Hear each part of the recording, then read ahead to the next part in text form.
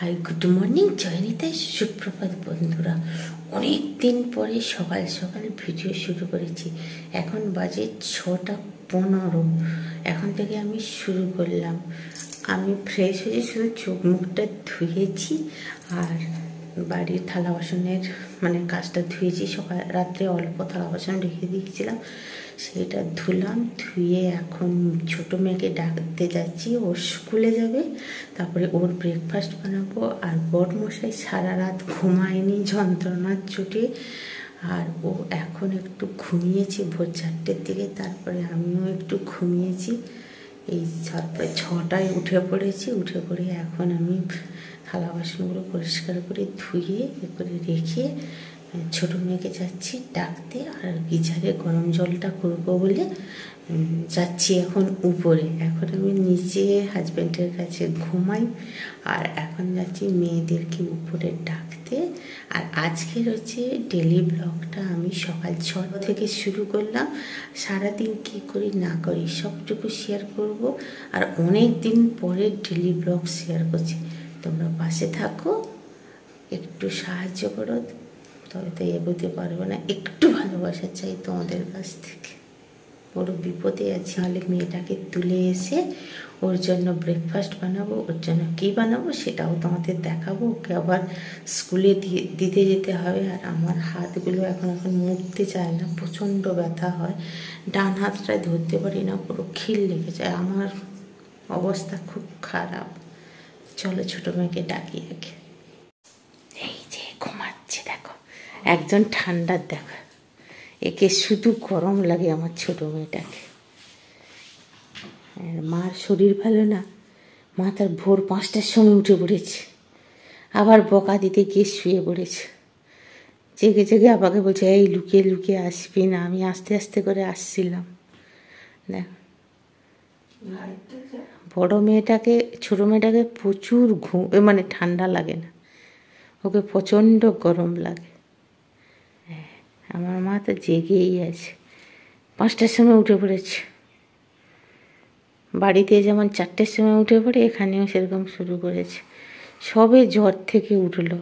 বড় মেয়ে হাই ভাঙছে। মায়ের কাশিটা এখনও ঠিক হয়নি। মেয়ের জন্য সকাল সকাল এই যে স্কুলের জন্য ব্রেকফাস্ট বানাবো, তাই সমস্ত কলাগুলো ছাড়িয়ে নিয়েছি। মেয়ের আর জি প্যানকেক বানিয়ে দাও। বাড়ি থেকে মা অনেক কলা নিয়ে এসেছিলো, বাড়িতে তো কেউ খায় না, তাই ছোটো মেয়ের জন্য প্যানকেক বানিয়ে দেবো। এই যে কলাটা ম্যাশ করে নিয়েছি, ময়দার সব ব্যাটার করে রেডি করে নিয়ে এই যে তাওয়াতে ব্যাটারটা দিয়ে দিলাম। আর এটা এবারে ঢাকনা দিয়ে সব একে একে করে প্যানকেকগুলো বানিয়ে নিচ্ছি। একদিকে মেয়ের প্যানকেক বানছি, আর একদিকে আমি তাড়াতাড়ি করে নিচটা ঝাড়ু দিয়ে দিচ্ছি। এক হাতে ভিডিও করছি আর এক হাতে ঝাড়ু দিচ্ছি। ফোনটা এই জন্য নড়ছে জ্যাদাতর, কারণ আমার ডান হাতটা কাজ করে না। ওই হাতে ঝাড়ু দিতে খুব কষ্ট হচ্ছে। একটু ঝাড়ু দিচ্ছি, একটু দাঁড়িয়ে পড়ছি, এরকম করে করে দিচ্ছি। কারণ যে ডবল ডবল পড়ে যাওয়ার জন্য না হাতগুলো সব খিল লেগে যাচ্ছে, নার্ভের প্রবলেম হচ্ছে। তা সত্ত্বেও তো কাজ করতে হবে, কারণ বড়মশাই করতো। বড়মশাই যেহেতু অসুস্থ হয়ে পড়েছে, তাহলে বাড়ির সমস্ত কাজ আমাকেই করতে হচ্ছে। আর অনেকেই বলছে যে কাজের লোক রেখে দাও। এবার মেয়ের টিফিন বক্স রেডি করব বলে চলে এসেছি। এই যে প্যানকেকগুলো বানিয়ে মাঝখানে চকলেট সস দিয়ে বললো যে আমাকে ডোরা কেকের মতন বানিয়ে দাও। এই যে একে একে করে সব দিয়ে কেটে টিফিন বক্সে রেডি করে দিলাম। আর একদিকে জল বোতল একটা রেডি করে দিয়েছি। আর এই যে আমার ছোটো মেয়ে বলছে আমার জন্য একটা ডোরা কেক বানালেন। আমি দেখ তাওয়াতে রাখা আছে, তুই ওটাকে তুলে একটু সস দিয়ে খেয়ে নে। দিয়ে বলছে দেখো আমি এটা বানিয়েছি। স্নান করা হয়ে গেছে, কাজকর্ম শেষ হয়ে গেছে। মা গেছে পুজো করতে। মা আসার পরে আমার পুজোটা একটু কম হয়। মা গেছে পুজো করতে, আর আমরা রেডি হয়ে গেছি। বড়মশাই খরা বসে আছে, তাহলে চলো তাড়াতাড়ি টিকটা পরে স্কুলে। মশাইকে রেডি করে দিয়েছি।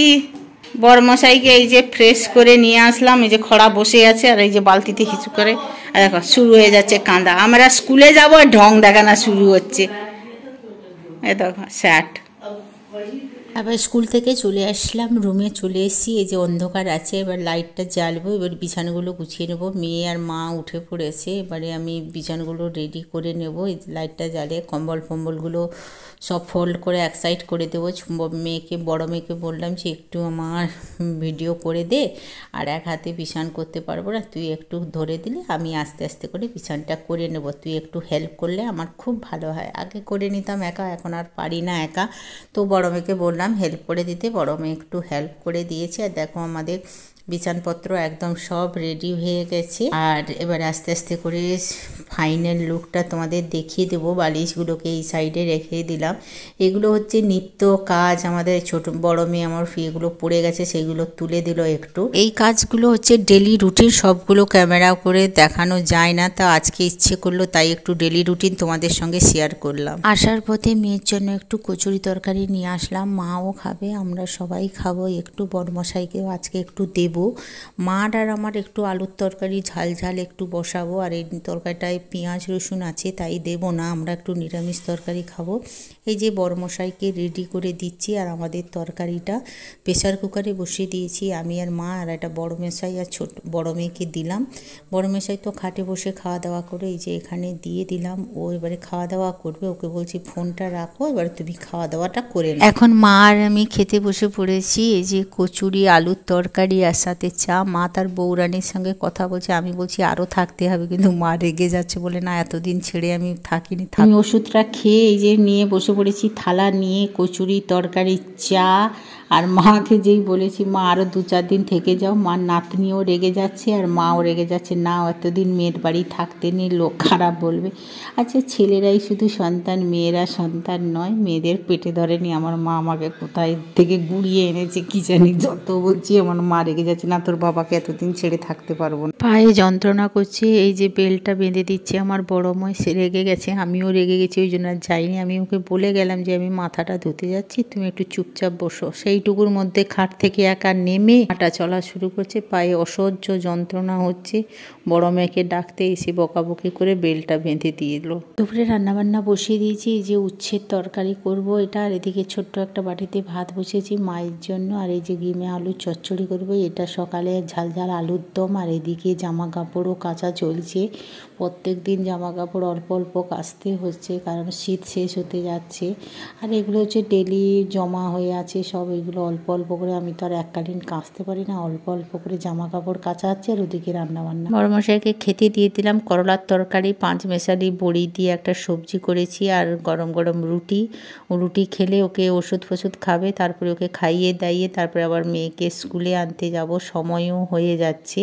এবার স্কুলে বেরিয়ে পড়েছি। রাস্তার পথে গঙ্গার পথে এসে বলছি, দেখ অনেক দিন থেকে এইসব ভিডিও করা হচ্ছে না।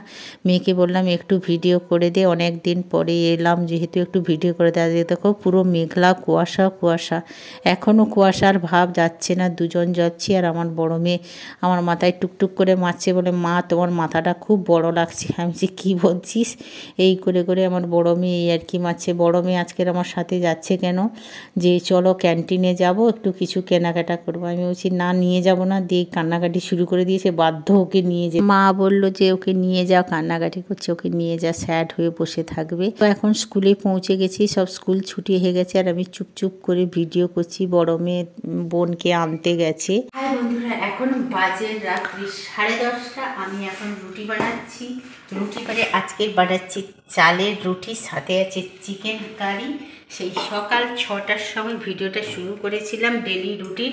অনেক দিন পরে তোমাদের সঙ্গে শেয়ার করলাম, কারণ বাড়িতে এত ঝামেলা, ডেলি রুটিন হয় না।